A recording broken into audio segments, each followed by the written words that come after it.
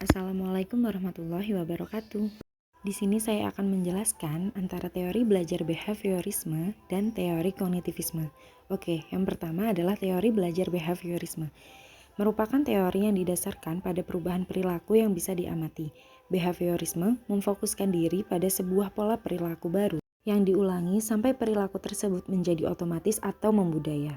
Teori ini berfokus pada peran dari belajar dalam menjelaskan tingkah laku manusia dan terjadi melalui rangsangan atau stimulus yang menimbulkan hubungan perilaku yang reaktif atau respon.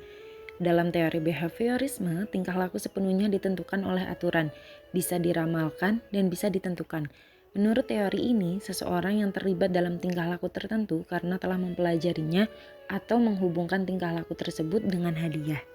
Teori ini memandang pikiran sebagai sebuah kotak hitam, dalam artian bahwa respon tersebut terhadap stimulus bisa diamati secara kuantitatif.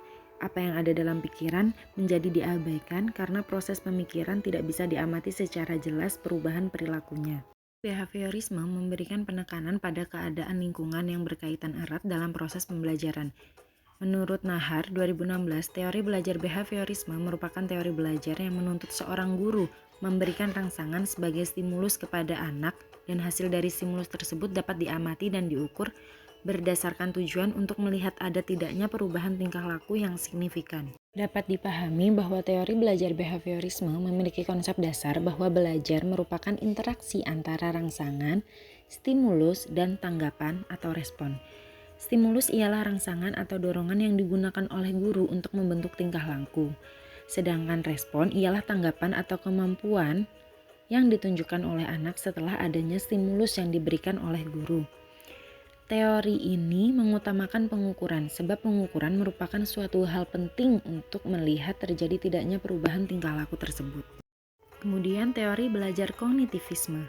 Secara linguistik, kognitif berasal dari kata Latin cogiter yang berarti berpikir. Dalam Kamus Besar Bahasa Indonesia, kognitif mengacu pada segala sesuatu yang berhubungan dengan berpikir, yaitu proses berpikir, kemampuan seorang individu untuk menghubungkan, mengevaluasi, atau meninjau suatu peristiwa berdasarkan informasi atau pengalaman faktual empiris. Belajar kognitif adalah teori belajar yang lebih mementingkan proses belajar daripada hasil belajarnya. Tokoh-tokoh kognitivisme yaitu John Piaget, Jeremy Bruner, Ausubel, dan Robert M. Gagnett. Jadi dalam pengimplementasiannya, teori belajar kognitif dalam pembelajaran, guru bisa mendorong siswa untuk berdiskusi terhadap materi yang telah disampaikan, meminta siswa untuk memberikan ide atau pendapat yang mereka miliki, dan hal-hal lainnya yang membuat siswa terus bergerak atau menggunakan logikanya dalam belajar. Nah, jadi di sini perbedaan antara teori belajar behaviorisme dan belajar kognitivisme yang pertama adalah teori behaviorisme mementingkan pengaruh lingkungan, sedangkan teori kognitivisme lebih mementingkan apa yang ada dalam diri. Kedua dalam teori behaviorisme mementingkan pada bagian-bagian, namun dalam teori kognitivisme mementingkan keseluruhan. Sekian penjelasan dari saya. Terima kasih. Wassalamualaikum warahmatullahi wabarakatuh.